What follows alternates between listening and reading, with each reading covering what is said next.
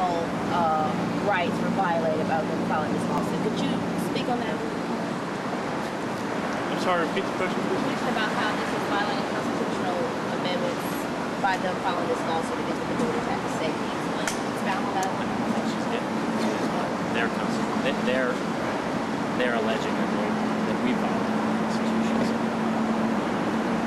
What they're asking is for the court to weigh in on the constitutionality or the unconstitutionality of the statute that Let Us Vote, the political committee, is using as a basis for the petition for the referendum to put the special chair on the ballot. By filing their complaint, they're taking the offensive action, asking the court to interpret and to tell them and us whether or not that statute that my client's using is constitutional or unconstitutional.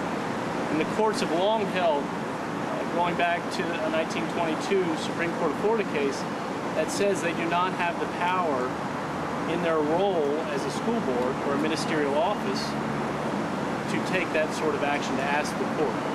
Essentially, if the statute's on the books, an office such as the school board must follow it. In this instance, the statute's very clear. It says that the petitions are to be given, to be verified, and then the school board shall pass a resolution putting this on the ballot. It's not an if or a may, it's a shall. It's very clear. Do you believe that with the school board challenging this, it kind of sends the wrong message to all those people who spoke there? I'm sorry, that sends the wrong message to the people who spoke their opinion by this morning. Well, 51,000 people who not only are already registered to vote, but have then taken the additional action to sign a petition, to forward their emails around, to get family members, co-workers to sign the petition, to do something that's never been done. Yes, I think it's a slap in the face to the voter to have the Orange County School Board essentially ignore the will of the voters and then go a step further and file a lawsuit against them. So yes, I do. I think it's an insult. How long did it take to get all the signatures? We worked about 4.5 months. So when did they tell you go ahead and get the signatures? Do you remember what month that was?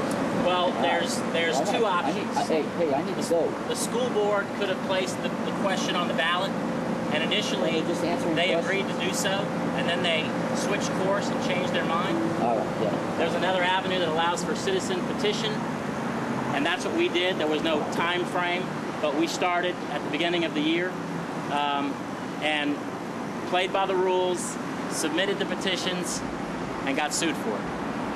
Can you talk a little bit about the power of the school board chairman? Why should people at home be concerned that they're not picking who is chairman of the school board? Well, remember, this is a question about giving voters the opportunity to decide whether or not they would like to elect an Orange County School Board chairman. This is just a question. The election comes next, but I believe my involvement in this campaign is, I believe an Orange County School Board chairman, one elected countywide by the voters, will have greater accountability for the voters, will provide better communication to the constituents, and will provide important visibility to the school board. We're not piling on the school board. The school board has some good stories to tell, but their message is not getting across. A countywide elected school board chairman, elected from Orange County, one of the most politically important regions in the country, is going to give them that needed visibility. Can you sum up what your support is right now? Who's behind this? We've got some, well, it's, in terms of partisanship, it's very bipartisan. As you can see today, State Representative Andy Gardner is a Republican. I'm actually a Democrat. We've got support from a wide group of people, obviously 51,000 signed petitions that go from parents with children in school, to empty nesters, to concerned taxpayers. Yeah, but some of your political people that are behind this, you had Mayor Crotty the other day speaking out, you have the Attorney General. What are the different...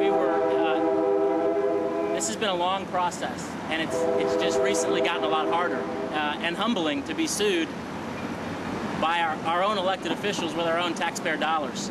So I was very appreciative, and we were very appreciative to have Orange County Mayor Rich Crotty weigh in yesterday, telling the school board to let us vote And today, Attorney General Bill McCollum weighing in, citing statute, and telling the school board to do what is required of them by law.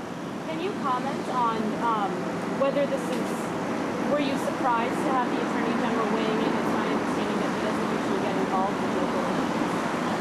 Andy, would you like to?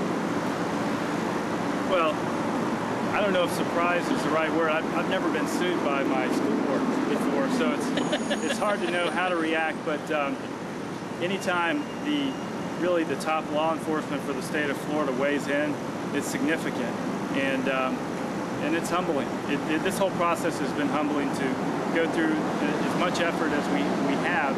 I think what was probably the most difficult part is, I believe the week they decided to sue us, and many of your viewers may remember probably a week before that, they were talking about changing school start time and the impact that was going to have on families, high school students. We'll be around, I know Todd, we'll be around to answer questions from you guys. We have copies of the pleadings, anybody that would like copies. Thank you. Thank you all. Thank you. Thank you.